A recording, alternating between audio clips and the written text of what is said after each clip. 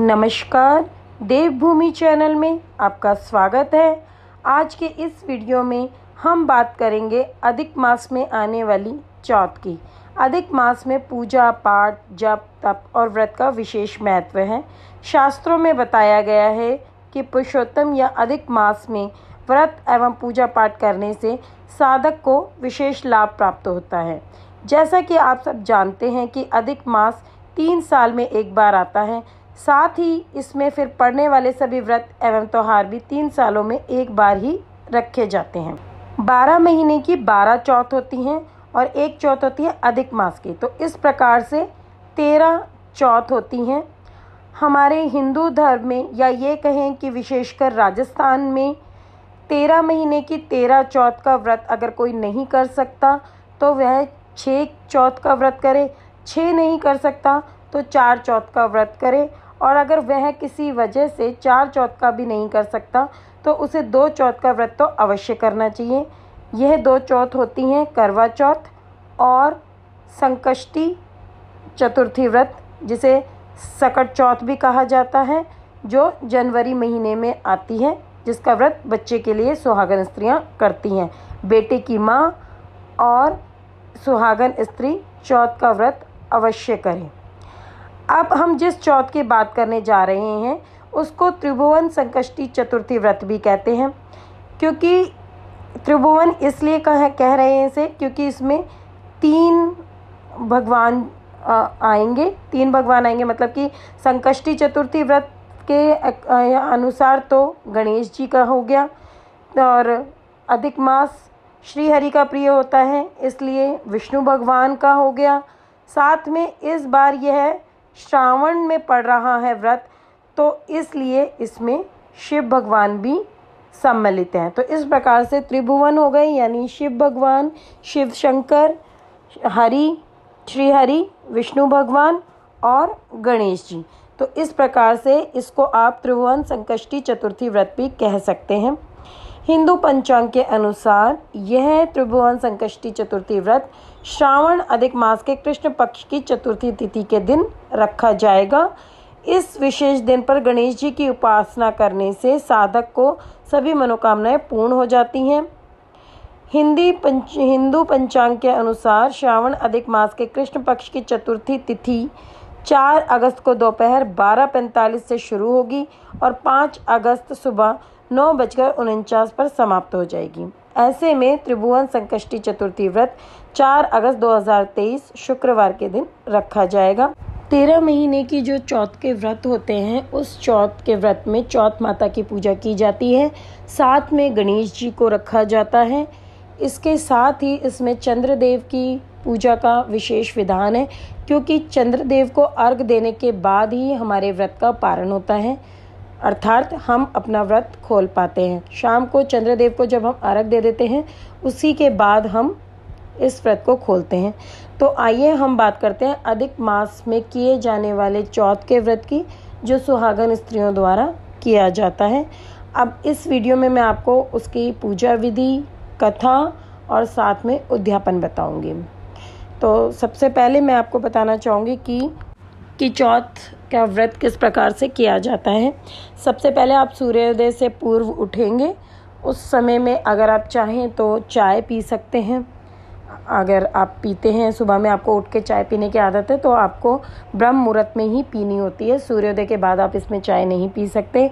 अगर कोई स्त्री गर्भवती है तो वह साथ में कोई फल भी ले सकती है। कई जगह पे इसमें कुछ सास के द्वारा खाने का सामान भी दिया जाता है और वो उसको खाते हैं, और कई जगह पे नहीं है, तो ये तो आप अपने अनुसार कर सकते हैं। वैसे गर्भवती स्त्री का कोई डर नहीं होता। अगर उनके यहाँ नहीं भी होता तो वह चाय के साथ कुछ हल्का फुल्का ले सकती हैं। इसके बाद जब आप स्नान आदि कर लेंगे, फिर आप अपने पूजा सामग्री एकत्रित कीजिए। उसके लिए जहाँ पर आपको पूजा करनी है, उस पूजा स्थल को आप साफ करके एक पाटा बिछाएंगे। पाटे के ऊपर आपको चौथ माता रखनी है। एक आपके पास पानी का कलश होगा, मतलब एक लोटा होगा। साथ में आपको लेना है रोली, चावल, और गणेश जी रखने हैं साथ में। जो मिट्टी के गणेश जी होते हैं आप वो भी रख सकते हैं। अगर आप किसी के पास मिट्टी के गणेश जी नहीं है तो वह मूर्ति भी रख सकते हैं गणेश जी की। और अगर किसी के पास चौथ माता की तस्वीर नहीं है तो वह बाज़ार से मिलने वाले कैलेंडर को भी ले सकती हैं। कई कई जगह पे चौथ माता का कैलेंडर नहीं लगाया जाता है। अगर अभी आपने चौथ का उद्यापन कर दिया है, किसी भी चौथ का अगर आपने उद्यापन कर दिया है तो आपके पास चौथ माता आ ही गई होगी, क्योंकि उद्यापन में चौथ माता का प्रयोग किया जाता है। ये आपको किसी भी सुनार के पास से मिल जाएगी, आप वहाँ से बनवा सकते हैं। चौथ माता की पूजा शुरू करने से पहले मैंने जैसे आपको बताया, पाटे पे आप वो सब सामान रख लेंगे। मिट्टी के गणेश जी रख लेंगे, चौथ माता रख लेंगे। अगर चौथ माता नहीं है तो उनका कैलेंडर आप सामने लगा लेंगे। एक पानी का कलश आप ले लेंगे, रोली चावल ले लेंगे। और बायना निकालने के लिए, वैसे तो चौथ के व्रत में चूरमा बनाया जाता है बायना निकालने के लिए, जो हम शाम को निकालते हैं, तो इसलिए सुबह में चीनी आप ले सकते हैं। और अगर कोई 13 महीने की 13 चौथ कर रहा है तो ज़रूरी नहीं है कि वो हर चौथ में चूरमा बनाए। चीनी पे भी बायना निकाल सकते हैं, या उस महीने में, जैसे अभी मैं आपको अधिक मास के बारे में बता रही हूँ, तो इसमें खीर का अत्यंत महत्व होता है, तो आप मीठे के रूप में खीर को ले सकते हैं। इसके बाद आप पूजा करना शुरू करेंगे। आप जो आपने कलश लिया है उसके ऊपर भी आप सर्कल एक रोली का बना के, साथ में आप बना देंगे सतिया और छाबड़ी। पट्टे के ऊपर भी आप सतिया बनाकर उसके ऊपर आप गणेश जी को रख सकते हैं। और इसके अलावा थोड़े से चीनी के दाने आप वहाँ पर रख दीजिए, रोली चावल चढ़ा के। मतलब कार्तिक महीने की, यानी जो करवा चौथ होती है उसी की जैसे इसमें पूजा की जाती है। आपको मेरे चैनल पे करवा चौथ की पूजा विधि मिल जाएगी, आप वहाँ से भी करवा चौथ की पूजा विधि देख सकते हैं। या मैंने सकट महीने की अगर करी होगी तो उसमें भी मैंने पूजा विधि बताई होगी। इस प्रकार से है, फिर भी मैंने आपको बता दिया है। अगर आपको नहीं कुछ समझ आए तो आप कमेंट करके कमेंट बॉक्स में पूछ सकते हैं।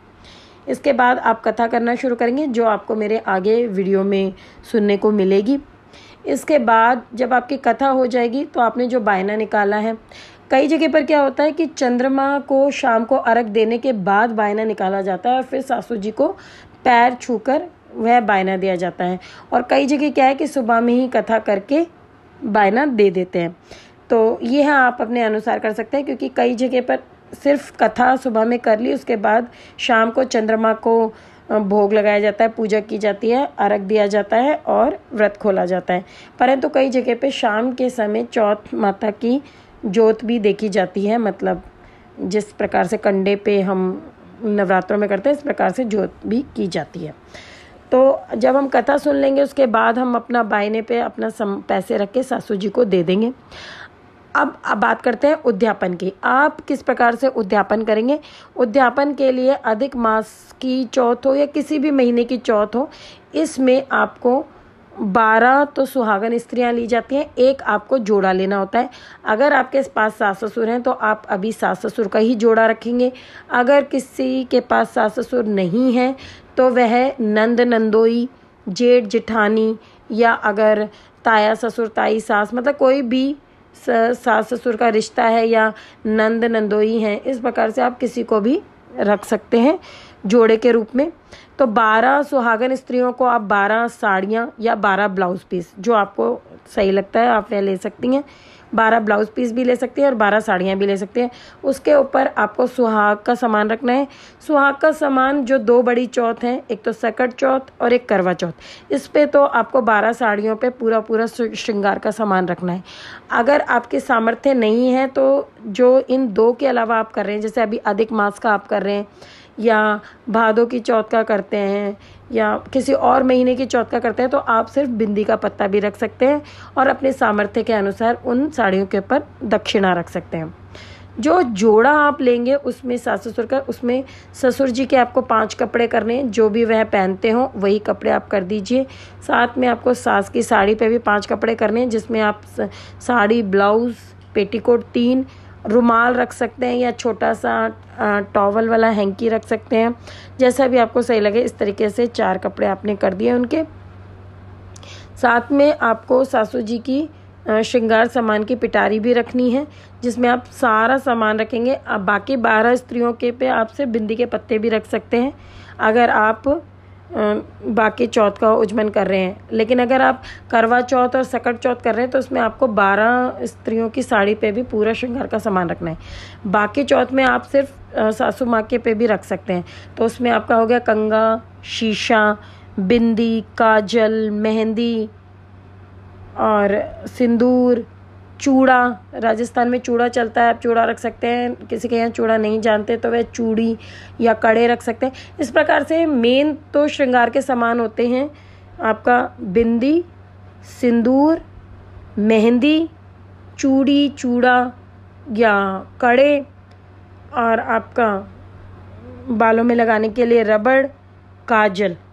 ये आपके श्रृंगार के सामान होते हैं। इसके अलावा आप कंगा, शीशा और तेल, ये सब आप करना चाहें तो कर सकते हैं।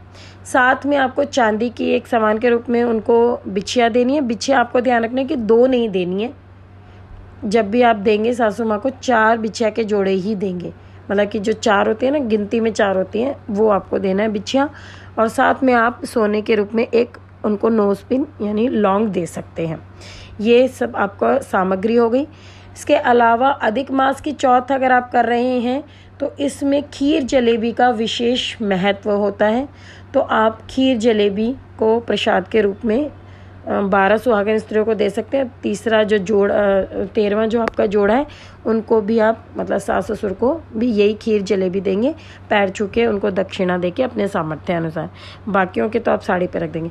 तो खीर जलेबी का विशेष महत्व है, तो आप इसमें खीर जलेबी प्रसाद के रूप में उनको दें। फिर जब आप पूजा करने बैठेंगे तो ये जितना भी सामान आपको देना है उद्यापन में, सबको साथ में आप रख लेंगे। रख के कथा सुनेंगे। कथा सुनने के बाद इन सब के ऊपर आप हाथ फेर के, और हाथ फेरने का मतलब है कि मतलब थोड़ा सा जल आप अपना लेंगे। जो आपका पल्ला होता है, हमारे तो बेसिकली जो राजस्थान होते हैं उसमें पीलिया ओढ़ के, और अगर किसी की शादी नहीं हुई तो वो चूंदड़ी ओढ़ के पूजा करती है। बच्चे होने के बाद पीलिया ओढ़ा जाता है। और अगर किसी का ऐसा नहीं है तो वह कोई भी मतलब इस वक्त लहरिया चल रहा है, लहरिये की साड़ी या गोटे पत्ती की साड़ी या कोई भी गोटा लगी साड़ी पहन के, और साड़ी का रंग भी ना आप लाल हरा ले सकते हैं। यही सबसे ज़्यादा शुभ माना जाता है चौथ के व्रत में, लाल या हरा। इसको पहन के आप हाथ फेरेंगे। हाँ, तो पानी आप थोड़ा सा ले लेंगे। दोनों उंगलियों के बीच में, जो सीधा हाथ है उसके दोनों उंगलियों के बीच में आप अपने पल्ले को फंसा के, जो दक्षिणा आपको देनी हो दक्षिणा रख के, और दक्षिणा को ऐसे रख देना, एक सिक्का ले लेना, और पानी को आप हाथ में लेके और उस सारे सामान के ऊपर से फेर के आप साइड में छोड़ दीजिए। आप 3, 5, 7 ऐसे ऑड नंबर्स में आप हाथ फेर सकते हैं। 3, 5 या 7 हाथ फेरने के बाद सबसे पहले आपका जो मेन जोड़ा है, अगर सास ससुर है, जेठ जेठानी है या नंदो, ये जो भी है, उनको सबसे पहले आप उनको देंगे। उनको देने के बाद बाकी आप सुहागन स्त्रियों को देंगे। अगर आप चाहें तो घर पे बुलाकर खाना भी खिला सकते हैं। अगर आप खाना नहीं खिलाते हैं तो आप उनको ये सामान पैक करके भी दे सकते हैं। तो सामान उनको पैक करके दे देंगे, उनका पैर छू के आशीर्वाद पा लेंगे। फिर शाम के समय जिनके यहाँ पर जोत होती है, चौथ माता की जो जोत देखते हैं, वो जोत देखेंगे। जोत कैसे देखेंगे? जोत देखने के लिए फिर से आपने जो पट्टा, आप वहीं साइड में ही रहने दीजिए, उसको उठाना नहीं है। आपने सुबह में जब कथा सुन ली, कथा सुनने के बाद आपको सूरज को अर्घ देना है। सूरज को अर्घ देने के बाद आप थोड़ा सा जल उसमें बचा लेंगे और उसको पट्टे पे रख देंगे। शाम को जोत के समय में आप उस लोटे को फिर से भरेंगे, और जो कंडा होता है उसको आप ले लेंगे, जैसे कि हम नवरात्रों में जोत देखते हैं। क्योंकि बाकी सामान तो आपका सब रखा ही है, वहाँ पर रोली, चावल, चौथ माता वगैरह सब रखा हुआ है। फिर आप कंडे पे जोत देख लेंगे। कंडे पे जोत देखने के बाद अगर चंद्रमा निकल गया है तो, नहीं निकला है तो आप सामान को ऐसे ही रख दीजिए। बाद में चंद्रमा के निकलने के बाद आप चंद्रमा को जिमाने के लिए जो भी आपने इस वक्त प्रसाद बनाया है वह भी ले सकते हैं, और नहीं तो आप थोड़ा सा 2-4 पूरियों का चूरमा भी बना सकते हैं, या एक लड्डू बना के चूरमे का, उससे चंद्रमा को भोग लगा सकते हैं। अगर किसी के पास चूरमे का नहीं हो सकता, मतलब नहीं है, तो वह चीनी से भी भोग लगा सकते हैं चंद्रदेव को। तो सबसे पहले तो आप थोड़ा सा सबसे पहले तो आप उनको रोली से तिलक करेंगे, चावल छोड़ेंगे। फिर उसके बाद आप उन्हें 13 बार जिमाएंगे, थोड़ा थोड़ा डाल के, जो जिस भी सामान से जिमा रहे हैं। 13 बार जिमाने के बाद आप उनको जल से अर्घ देंगे जो आपने पानी लिया हुआ है, और उसको अर्घ देने के बाद उसी पानी को आप थोड़ा सा पी के अपने व्रत को खोल लेंगे उस वक्त तो थोड़ी देर के लिए। फिर आपके जो भी बड़े हैं घर में, आप उनके पैर छुएंगे और पैर छूने के बाद आप अपना व्रत मतलब खाना खा सकते हैं। चंद्रमा और सूर्य को अर्घ देते समय क्या बोलना चाहिए, यह आपको मेरे चैनल पर मिल जाएगा, आप वहाँ से देख सकते हैं वीडियो को। ये मैंने आपको पूरी पूजा विधि बता दी। सूर्य को अर्घ दिन में देना है, शाम को चंद्रमा को अर्घ देना है। यह सब यहाँ तक पूजा विधि हो गई। अब बात करते हैं हम इसकी कथा की। इसमें चौथ माता की कथा और बिंदायक जी की कहानी सुनी जाती है। बिंदायक जी यानी गणेश जी महाराज की कहानी सुनी जाती है। आइए चौथ माता की कथा आरंभ करते हैं। कथा सुनने के लिए आप अपने सीधे हाथ में थोड़े से चावल के दाने ले लेंगे और कथा सुनना या कहना आरंभ करेंगे। कथा इस प्रकार से है। एक साहूकार के एक बेटा और एक बहू थी। बहू जब भी अपने मायके जाती तो उसके बाप मतलब उसके पिता उससे पूछते कि क्या खाकर आई हो, तो वह कहती कि मैं बासा कुसा खाकर आई हूँ। एक दिन साहूकार के बेटे ससुर से मिलने गए तो ससुर ने पूछा कि तुम मेरी बेटी को बासा कुसा क्यों खिलाते हो। बेटे ने यह बात आकर माँ से पूछी तो माँ बोलने लगी कि मैं तो ताज़ा खाना खिलाती हूँ, चाहे तो तू आज देख ले। एक दिन जब बहू के पिता घर आते हैं तो वह फिर उससे पूछते हैं कि बेटी आज तुमने क्या खाया, तो बेटी बोलती है कि मैंने बासा कुसा खाया है। पिता के जाने के बाद उसका पति बहुत नाराज़ होता है, बोलता है कि तुम मेरे पिताजी को क्यों बदनाम करती हो, तुम्हें ताज़ा खाना दिया जाता है लेकिन तुम अपने पिता को बासे कुसा खाना बताती हो।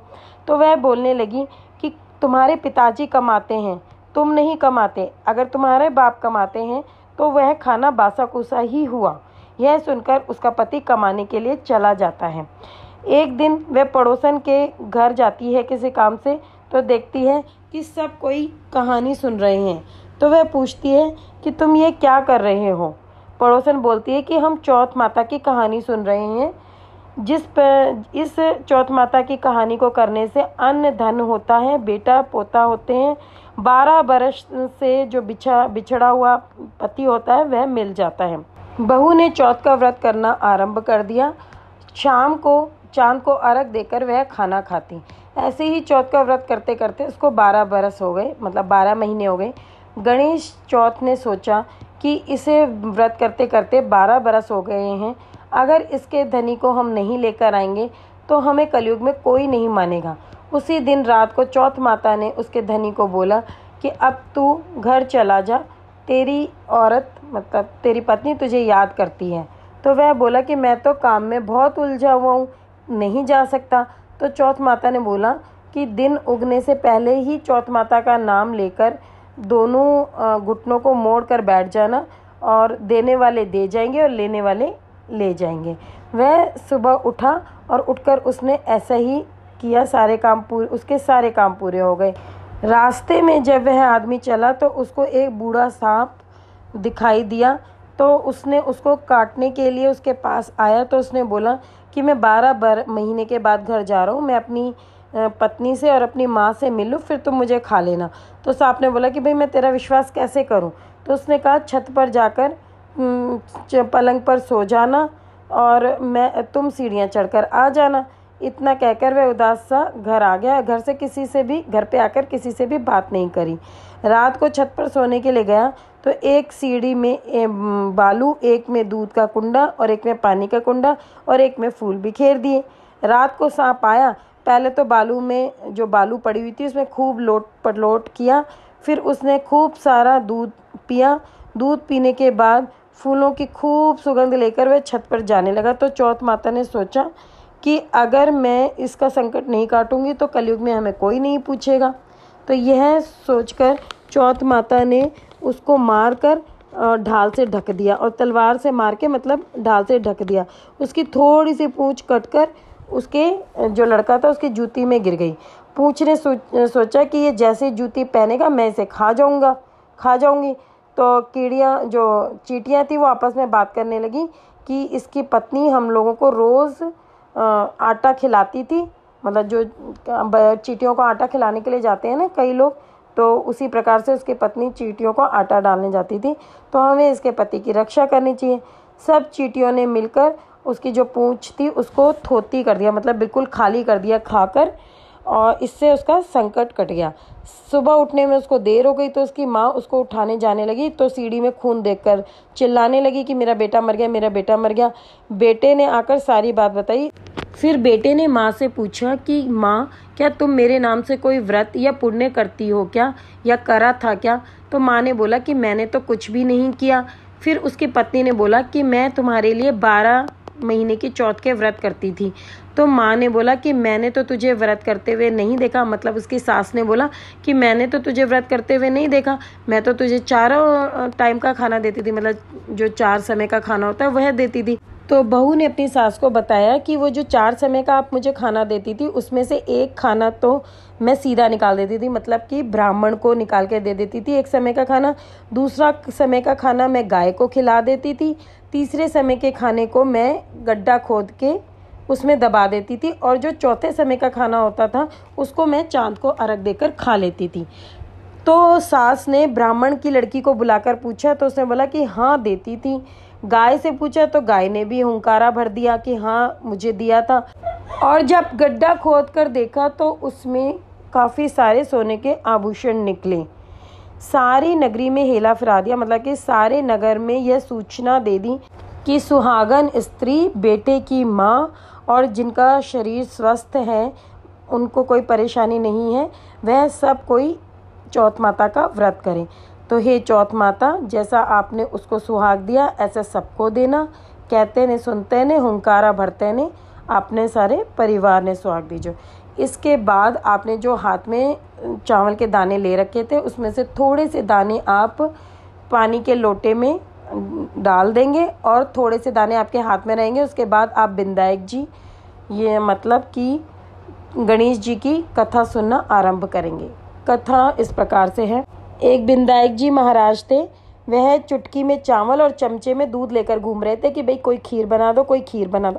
तब एक बुढ़िया माई ने बोला कि लाओ मैं बना देती हूँ। वह एक कटोरी लेकर आई तो विनायक जी महाराज बोलने लगे कि बुढ़िया माई कटोरी क्यों लाई है, पतीला चढ़ा दे। तो बुढ़िया माई बोलने लगी कि इतने बड़े में मैं क्या करूँगी, ये कटोरी ही बहुत है। तो विनायक जी महाराज ने बोला कि तू चढ़ा तो पतीला।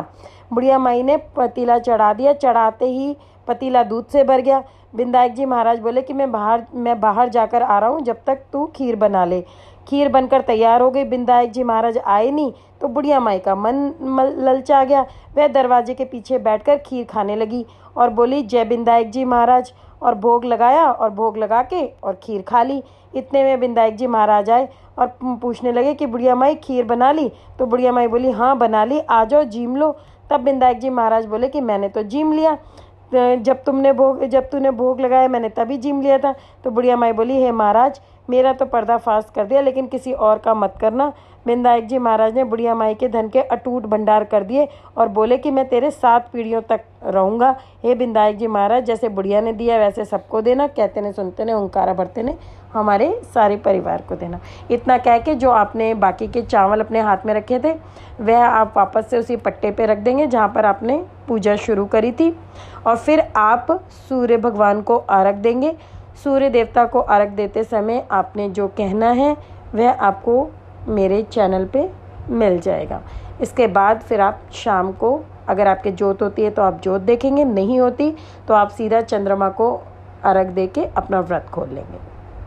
ओम नमः शिवाय।